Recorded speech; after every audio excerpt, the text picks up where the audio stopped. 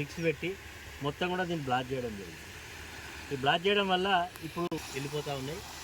దీనివల్ల రైతులకు ఆ రోజు మేము క్రిమినల్ కేసు పెట్టాలి, దోషులను ఎవరైతే దీనికి ప్రమేయం ఉన్నదో పట్టుకొచ్చి కేసు పెట్టమంటే ఈరోజు ఉండే ఇక్కడ స్థానిక శాసనసభ్యుడు మరి ఆయన యొక్క ఫోన్ డైరెక్షన్లో ఆయన యొక్క యాక్షన్లో ఆ రోజు ఎస్పీ కానీ ఆ రోజు ఉండే పోలీస్ అధికారులు ఎలాంటి యాక్షన్ తీసుకోలేదు. ఇప్పటి వరకు కూడా దాని మీద ఎలాంటి చర్య లేదు. కాబట్టి ఇప్పటికైనా ప్రభుత్వం మొన్ననే ఇసుక మాఫియా మన పక్క పెద్దపల్లి జిల్లాలో ఇట్లాంటి చెక్ డ్యాంలో చూటాలు పెట్టి పేల్చిండు. ఇది కూడా ఇసుక మాఫియాకు సంబంధం ఉన్నది. ఇసుక కూడా ఈ సునాయాసంగా ఎత్తుకపోవచ్చు అనే ఉద్దేశంతో ఇసుక వ్యాపారం చేసేటువంటి అధికార పార్టీ నాయకులు ఇలా నీళ్లు ఉండకపోతే ఇసుక ఎత్తుకపోవచ్చు కాబట్టి ఆ రోజు చెక్ డ్యాంను పేల్చడం జరిగింది.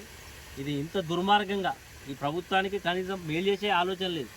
కనీసం ఇలాంటి దాన్ని గత ప్రభుత్వం చేసినటువంటి దాన్ని కూడా కాపాడుకోలేనటువంటి పరిస్థితిలో ఉన్నారు. ఈ గ్రామంలో నాకు తెలిసి ఒక 200-300 మంది ముదిరా సోదరులు ఈ యొక్క చేపలు పట్టుకొని బతుకుతారు. గత ఎండాకాలంలో ఇది కట్టిన తర్వాత ఎండాకాలం మే జూన్లో కూడా వాటర్ ఫుల్ ఉండే చేపలు పట్టుకున్నారు. మరి ఈరోజు ఈ పరిస్థితి ఉన్నది. కాబట్టి ఇప్పటికైనా ఈ యొక్క ఫెయిల్ చేసినటువంటి చెక్ డ్యామ్ను తొందరగా రిపేర్ చేయాలి. అదేవిధంగా దీంట్లో వాటర్ కూడా సర్ప్లస్ వచ్చే విధంగా చూడాలి. సలివాగులో ఈరోజు దేవాదుల పంపింగ్ ద్వారా సలివాగులో నీళ్ళు వస్తాయి. ఈ రోజు వరకు కూడా పంపింగ్ లేదు. నేను మొన్న బీంగన్పూర్కి వెళ్తే అలా వాటరే లేదు.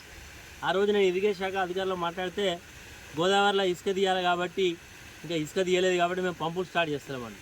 ఎంత దుర్మార్గంగా ఉన్నారంటే ఇప్పటికీ 50% పంపింగ్ అయిపోవాలి. వాటర్ పంపింగ్ ఇక్కడ నుంచి ధర్మసాగర్, తపాస్పల్లి, రామప్ప అదేవిధంగా పాకాలకు దాకా నీళ్ళు పోతాయి మరి. కానీ మరి ఈ ప్రభుత్వం ముద్దు నిద్రలో ఉన్నది కాబట్టి ఇంత దుర్మార్గంగా ఉన్నది.